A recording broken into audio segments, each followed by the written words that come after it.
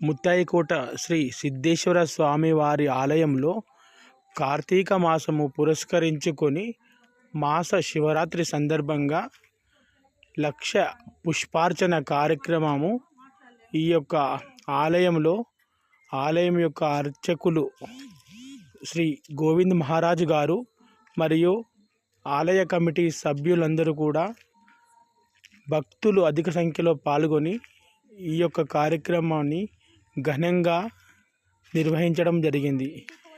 అలాగే ఆధ్యాత్మిక కార్యక్రమాలు, సాంస్కృతిక కార్యక్రమాలు ఎన్నో ఈ యొక్క ఆలయంలో ఎల్లప్పుడూ నిర్వహిస్తున్నారు. హర ఓం నమ శివాయనరా, ఒక్కడే దేవుడురా. హర ఓం నమ శివాయనరా, ఒక్కడే దేవుడురా.